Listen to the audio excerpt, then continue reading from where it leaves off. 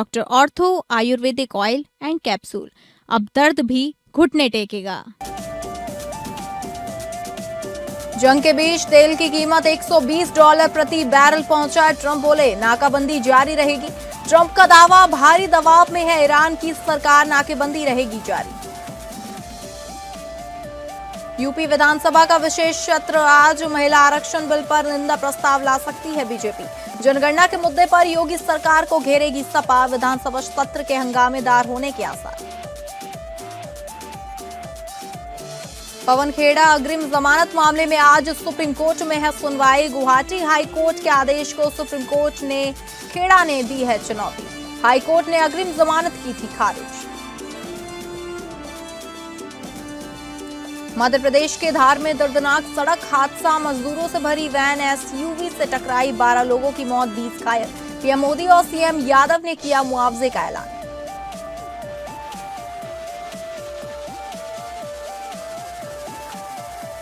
नमस्कार, आप सभी का स्वागत है और मैं हूं आपके साथ अंकिता सिंह। बुलेटिन की शुरुआत करेंगे बड़ी खबर का रुख करके, जहां ट्रंप और पुतिन के बीच बातचीत। कच्चा तेल 4 साल में सबसे महंगा, जंग के बीच कीमत 120 प्रति बैरल पहुंची। ट्रंप बोले नाकाबंदी जारी रहेगी। ट्रंप का दावा, भारी दबाव में है ईरान की सरकार। ट्रंप ने हॉर्मुज का दाम बदलकर ट्रंप जल जमरू मध्य किया। पश्चिम एशिया में छिड़ी जंग के बीच ट्रंप व रूस के राष्ट्रपति पुतिन ने फोन कॉल पर 90 मिनट तक बात की। दोनों नेताओं ने ईरान और यूक्रेन युद्ध पर चर्चा की। ट्रंप ने इस बातचीत को अच्छा बताया और कहा कि उन्होंने पुतिन से थोड़ा सा सीज फायर करने का सुझाव दिया। उनका कहना था कि पुतिन को वे लंबे समय से जानते हैं और वे इस पर नाराजी हो सकते हैं। पत्रकारों से बात करते हुए ट्रंप ने बताया कि पुतिन ने ईरान के समृद्ध यूरेनियम के मुद्दे पर मदद की पेशकश की है। यह मुद्दा इस समय चल रहे ईरान युद्ध को खत्म करने में एक बड़ी बाधा माना जा रहा है। हालांकि ट्रंप ने साफ किया कि वे चाहते हैं कि पुतिन ज्यादा ध्यान यूक्रेन युद्ध को खत्म कराने पर दे। उधर दूसरी तरफ मिडिल ईस्ट में जंग के बीच कच्चे तेल की कीमत $120 प्रति बैरल पहुंच गई है। यह 4 साल में सबसे ज्यादा है। वहीं तेल की कीमतें बढ़ने को लेकर ईरानी संसद के अध्यक्ष मोहम्मद बागेर गालिबाफ ने तंज कसते हुए कहा कि अगला पड़ाव $140 होने जा रहा है। उन्होंने कहा कि ट्रंप को उनके लोग बेकार सलाह दे रहे हैं। डोनाल्ड ट्रंप ने हॉर्मुज जल जमरू मध्य का नाम बदलकर ट्रंप जल जमरू मध्य कर दिया है। ट्रंप ने ट्रुथ सोशल पर साझा एक पोस्ट को रीपोस्ट किया, जिसमें हॉर्मुज की तस्वीर को ट्रंप जल जमरू मध्य दिखाया गया है। ट्रंप ने दावा किया कि हॉर्मुज नाकाबंदी से ईरान पर भारी दबाव पड़ रहा है और वे जल्द से जल्द समझौता करना चाहते हैं।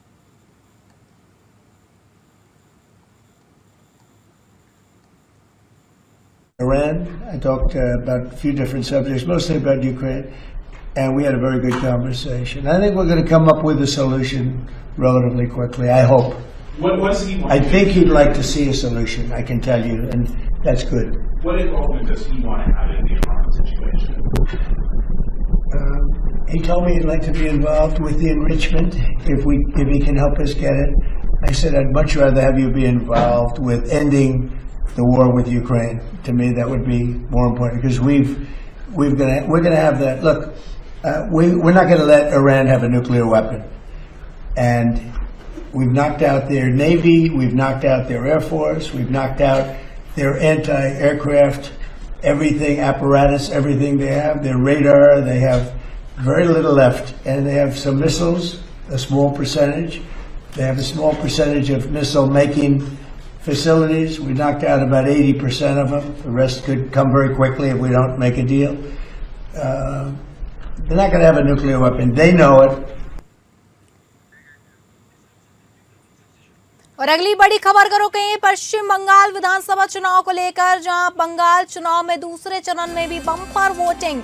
बंगाल चुनाव के अंतिम चरण में रिकॉर्ड 92.25% मतदान। चुनाव बाद भी सीएपीएफ की 700 कंपनियां बंगाल में रहेंगी। कई विधानसभा क्षेत्रों से मारपीट, लाठीचार्ज और नारेबाजी।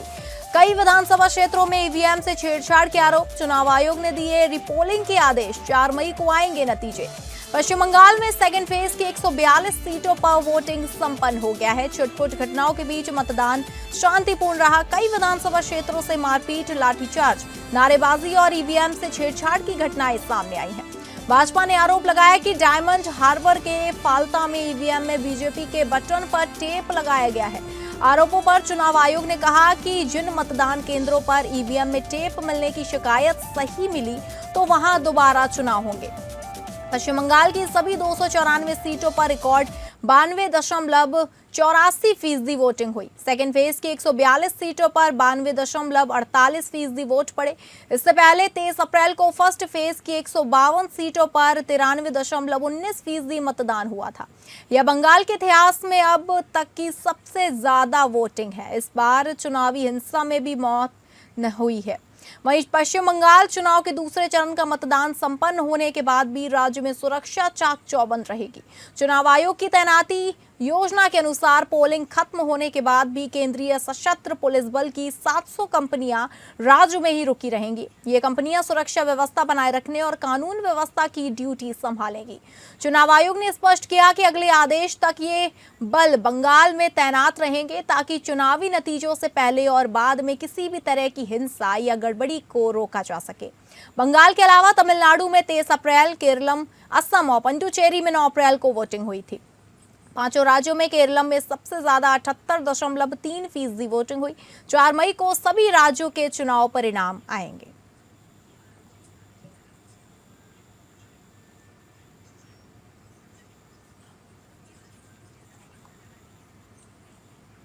और अगली बड़ी खबर का रुख करेंगे एग्जिट पोल पर सियासी संग्राम। बंगाल 7 एग्जिट पोल में से 5 में भाजपा, 2 में टीएमसी सरकार। असम के 11 एग्जिट पोल, सभी में भाजपा की वापसी। पुडुचेरी के 4 एग्जिट पोल, 4 में एनडीए की वापसी। तमिलनाडु के 9 एग्जिट पोल, 6 में डीएमके प्लस की वापसी संभव। केरलम के 6 एग्जिट पोल, सभी में यूडीएफ सरकार। सबकी नजरें 4 मई को किसका होगा राष्ट्र तिलक।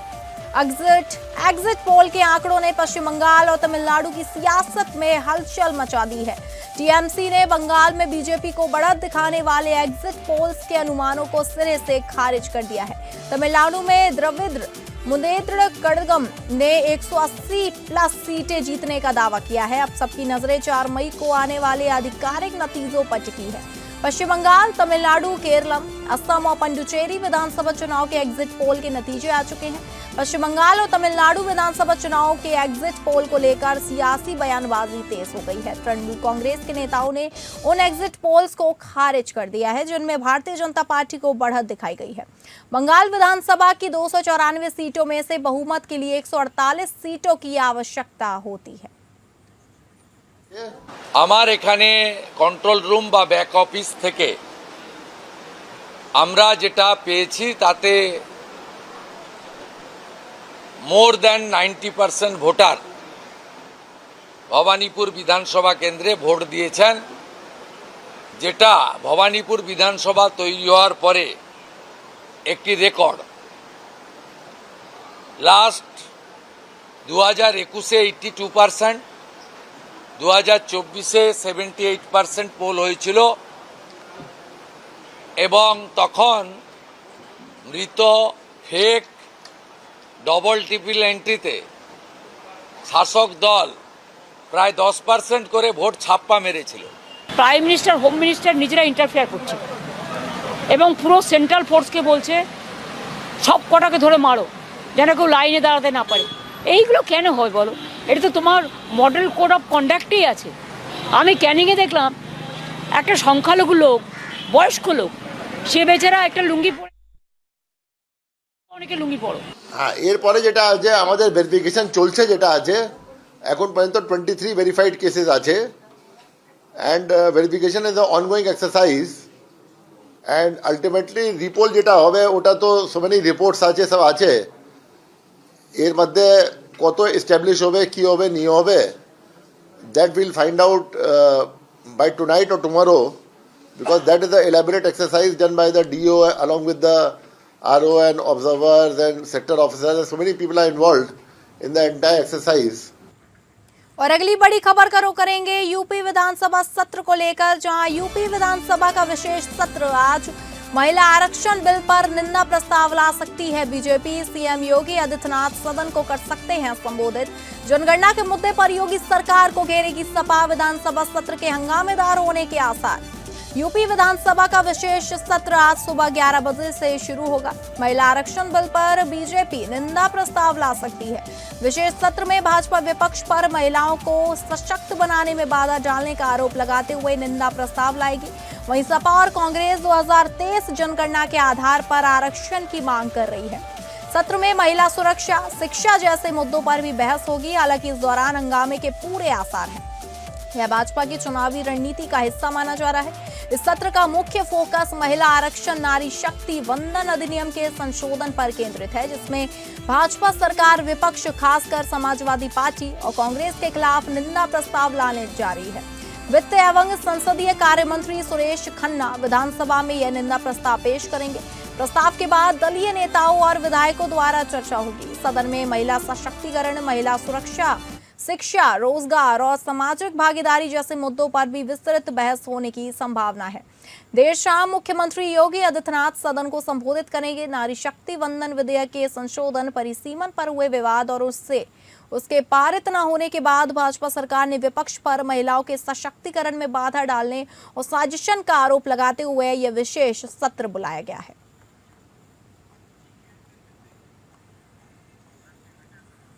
और इस खबर की अधिक जानकारी के साथ हमारे विशेष संवाददाता आनंद सिंह हमारे साथ जुड़ गए हैं फोन लाइन पे। आनंद, आज यूपी विधानसभा का विशेष सत्र होने जा रहा है, 11 बजे से शुरू हो जाएगा। वहीं बोला जा रहा है कि महिला आरक्षण को लेकर इस पर चर्चा होगी, जहां विपक्ष भी हमलावर है, वहीं जो सरकार है वो निंदा प्रस्ताव ला रही है विपक्ष को लेकर। बिल्कुल, देखिए आज विशेष एक दिन का विशेष सत्र बुलाया गया है उत्तर प्रदेश विधानमंडल का। और जो खास बात है कि इसमें जो नारी शक्ति वंदन अधिनियम यानी जो महिला आरक्षण से जुड़ा अधिनियम था, जो पास नहीं हो पाया विपक्ष के हंगामे के चलते और विरोध के चलते संसद से, उसको लेकर आज यहाँ पर चर्चा होगी। और ये माना जा रहा है कि आज जो सदन में न सिर्फ राजनीतिक खींचतान देखने को मिलेगी, बल्कि जब ये इस पर चर्चा होगी जो महिला आरक्षण का मुद्दा है जिसके लिए विशेष सदन बुलाया गया है, तो कहीं ना कहीं जो सत्तारूढ़ दल है वो ये संदेश देने का प्रयास करेगा, भारतीय जनता पार्टी और जो एनडीए है वो ये संदेश देने का प्रयास करेगा कि महिलाओं के विरोधी विपक्ष के जो नेता है, विपक्ष के जो दल है वो महिला विरोधी है, जबकि सरकार का यह प्रयास था कि 33% का आरक्षण महिलाओं को दिया जाए। लेकिन अब जबकि ऐसा नहीं हो रहा है, तो आप ये देखेंगे कि सदन में आज जब होगा तो सत्ता पक्ष और विपक्ष के बीच एक बार फिर से खींचतान देखने को मिलेगी। हालांकि अगर बात करें समाजवादी पार्टी, कांग्रेस जैसे जो प्रमुख विपक्षी दल हैं, तो पूरी तरह से तैयार हैं और जो कमियां रही हैं बिल की या जो तमाम बारीकियां रही हैं उस पर सरकार को घेरने की उनकी तैयारी है। कहा यह जा सकता है क्योंकि अब 2027 में विधानसभा का भी चुनाव होना है। ऐसे में अगर ये देखा जाए तो ये जो आज की चर्चा होने जा रही है काफी महत्वपूर्ण मानी जा रही है, क्योंकि उत्तर प्रदेश में ही नहीं बल्कि पूरे देश में अगर देखें तो जो आजकल चुनाव का ट्रेंड है कि महिलाओं की भागीदारी जो है मतदान में वो काफी अधिक बढ़ गई और कहीं कहीं पुरुषों से भी अधिक है। तो ऐसे में एक महत्वपूर्ण आज मुद्दे पर डिबेट होने जा रही है जिसमें सत्ता पक्ष और विपक्ष के दल हिस्सा लेंगे। जी ठीक है आनंद, आपका धन्यवाद जानकारी साझा करने के लिए। तो आपको बता दें यूपी विधानसभा का विशेष सत्र आज होने वाला है। वहीं इस सत्र में महिला आरक्षण बिल पर निंदा प्रस्ताव बीजेपी ला सकती है। और अगली बड़ी खबर का रुख करेंगे झारखंड से, जहां झारखंड के पश्चिमी सिंहभूम में नक्सलों से मुठभेड़, सुरक्षा बलों और नक्सलियों के बीच मुठभेड़। सर्च ऑपरेशन के दौरान नक्सलों से हुआ सामना, मिसिर बेसरा पर 1 करोड़ का इनाम। झारखंड के पश्चिमी सिंहभूम जिले के कोल्हान वन क्षेत्र में सुरक्षा बलों और नक्सलियों के बीच मुठभेड़ हुई है। पश्चिमी सिंहभूम के एसपी अमित रेणु ने बताया कि यह मुठभेड़ गोयकेला और टोंटो थाना क्षेत्रों की सीमा पर जंगल में चल रहे सर्च ऑपरेशन के दौरान शुरू हुई। यह अभियान जिला पुलिस और सीआरपीएफ की संयुक्त टीम द्वारा नक्सलियों के खिलाफ चलाया जा रहा था। उन्होंने कहा कि गोयलकेरा और टोंटा थाना क्षेत्र की सीमा पर स्थित बोरोई के पास रुक रुक कर फायरिंग हो रही है। फिलहाल यह स्पष्ट नहीं है कि मुठभेड़ में नक्सलियों का कौन सा गुट शामिल है। पुलिस सूत्रों के अनुसार इस साल की शुरुआत में कई शीर्ष नक्सली नेताओं के मुठभेड़ों में मारे जाने के बाद अब क्षेत्र में केवल सीपीआई यानी कि माओवादी के पोलित ब्यूरो सदस्य मिसिर बेसरा ही अपने दस्ते के साथ सक्रिय हैं, जिस पर 1 करोड़ रुपए का इनाम घोषित है। एसपी अमित रेणु ने कहा कि क्षेत्र से नक्सलियों का पूरी तरह सफाया होने तक सुरक्षा बलों का अभियान लगातार जारी रहेगा।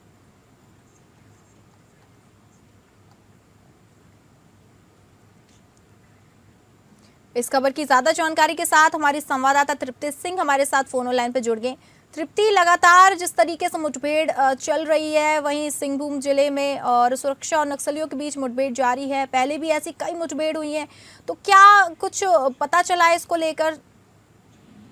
जी अंकिता, देखिए सबसे पहले बात तो बताना चाहूंगी, बिल्कुल जिस तरीके से टारगेट था कि इस वर्ष मार्च 31 तक ही नक्सल उन्मूलन अभियान जो है उसके तहत सभी नक्सलों का सफाया कर दिया जाएगा, जैसा कि केंद्रीय सरकार ने कहा था, केंद्रीय गृह मंत्री ने कहा था। और उसी के मद्देनजर जो केंद्रीय सशस्त्र बल है और जो झारखंड की जो पुलिस है, जो संयुक्त टीम है, वो कार्रवाई कर रही है। नक्सल उन्मूलन अभियान है उसके तहत, उस अभियान के तहत देखिए सबसे ज्यादा कार्रवाई जो तेज की गई है पश्चिमी सिंहभूम जिले में इसलिए भी की गई है क्योंकि सबसे ज्यादा नक्सल प्रभावित इस वक्त वही इलाका है जो सारंडा जंगल है, वहाँ सबसे ज्यादा नक्सलियों का बसेरा है। लेकिन जिस तरीके से इस साल के शुरुआती महीने से अब तक पिछले कुछ महीनों में लगातार जो कार्रवाई तेज की गई है, दिन रात जो है सो सर्च अभियान को जारी रखा गया है। इसके तहत लगातार आत्मसमर्पण का दौर जारी है और लगातार ही देखा जाए तो कई नक्सली ढेर हुए, करोड़ों के नामी नक्सली भी ढेर हुए हैं। और अभी जो ये नया मामला है, ताजा मामला, इस मुठभेड़ की बात करें तो फिलहाल मुठभेड़ जारी है और आगे भी इस कार्रवाई में बड़ी सफलता मिल सकती है संयुक्त टीम को। हालांकि एक बड़ी सफलता जो मिली है, 1 लाख के इनामी नक्सल को जो ढेर किया गया है, अगर उसकी बात करें तो ये वाकई में एक बड़ी कामयाबी है, जिससे कहीं ना कहीं देखा जाए तो एक खौफ का माहौल भी बन रहा है, जिसके कारण लगातार आत्मसमर्पण भी कर रहे हैं नक्सली। और ये बुधवार की बात करेंगे, जो कोल्हान वन क्षेत्र में जो सारंडा जंगल है, वहां पर जो बुधवार को सुरक्षा बल और नक्सलियों के बीच जो लगातार मुठभेड़ रही, उसमें काफी फायरिंग भी की जा रही थी। और इस पर जैसे कि एसपी ने बताया ही है वहां पर। और अगर बात करें तो ये मुठभेड़ की अगर बात करें, जो गोइल केरा और टोरंटो थाना क्षेत्र में जो मुठभेड़ हुआ है, कई हथियार भी बरामद हुए हैं। और जो पुलिस का कहना है, जो अधिकारी का कहना है, उनका ये कहना है कि उन्हें पूरी उम्मीद है कि और भी जो नक्सल है वो उन्हें भी अपने शिकार में संयुक्त टीम लेकर आएगी। अब यहाँ पर आपको सबसे बड़ी बात बताना चाहेंगे, जो सारंडा जंगल में जो नक्सल सबसे ज्यादा सक्रिय है, उनकी अगर बात करें तो पोलिट ब्यूरो सदस्य मिसिर बेसरा जो है, उनके ही दस्ते को सबसे ज्यादा सक्रिय उस एरिया में माना जा रहा है जहाँ पर सर्च ऑपरेशन को लगातार ही जारी रखा गया है। और वो जो खुद 1 करोड़ के इनामी घोषित है, उन्हें सबसे ज्यादा टारगेट में रखकर दिन रात वहां पर सर्च अभियान को तेज किया गया है।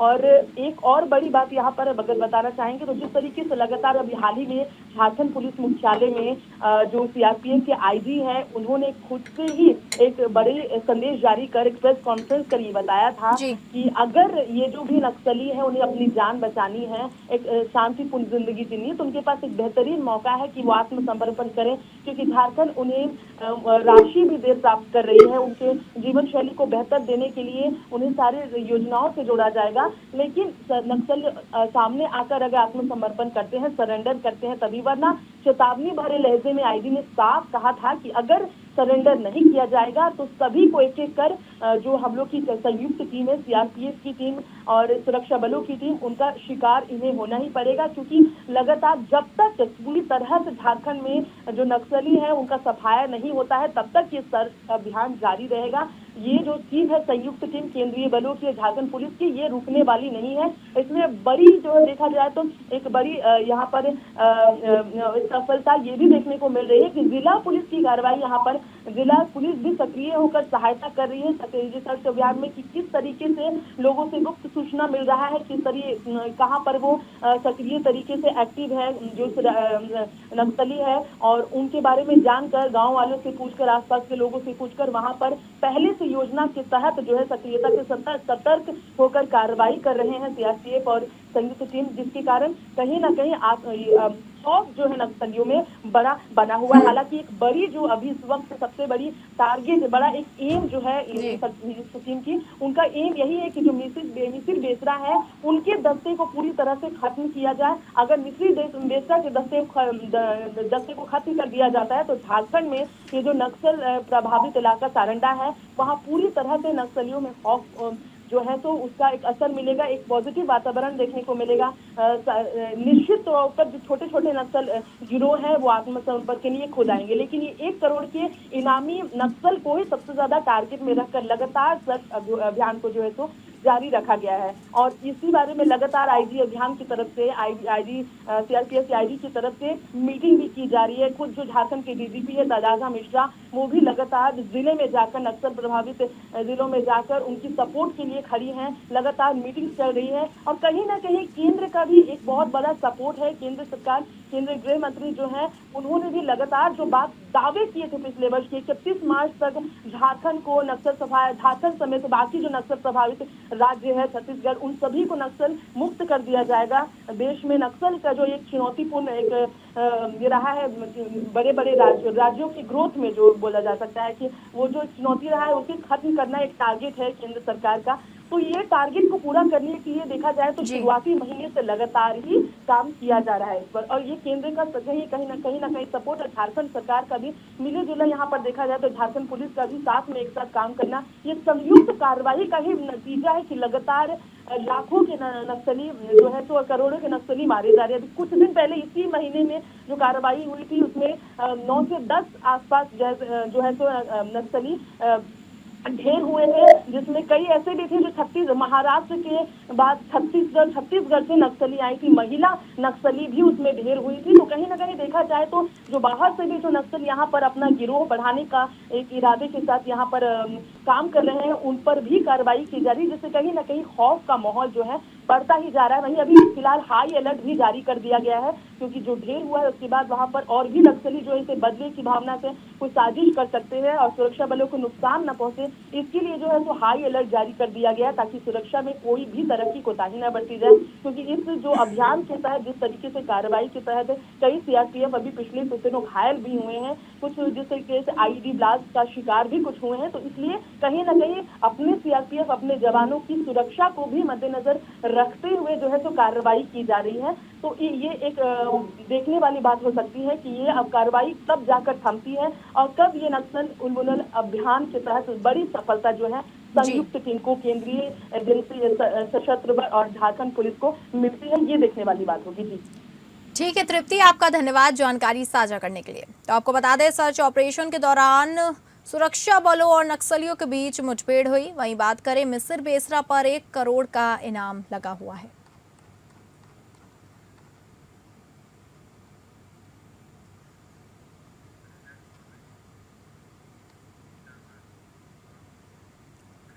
और अगली बड़ी खबर का रुख करेंगे पवन खेड़ा अग्रिम जमानत मामले में सुनवाई, गुवाहाटी हाईकोर्ट के आदेश को सुप्रीम कोर्ट में चुनौती। सीएम शर्मा की पत्नी के खिलाफ आरोप लगे थे, फर्जी पासपोर्ट का था आरोप। कांग्रेस नेता पवन खेड़ा की याचिका पर आज सुप्रीम कोर्ट सुनवाई करेगा। असम के मुख्यमंत्री हेमंत बिस्वा शर्मा की पत्नी के खिलाफ आरोप लगाने के चलते एफआईआर झेल रहे कांग्रेस नेता पवन खेड़ा ने सुप्रीम कोर्ट में अग्रिम जमानत याचिका दाखिल की है, क्योंकि पवन खेड़ा की अग्रिम जमानत याचिका को गुवाहाटी हाईकोर्ट ने खारिज कर दिया है। अब पवन खेड़ा ने गुवाहाटी हाईकोर्ट के आदेश को सुप्रीम कोर्ट में चुनौती दी है।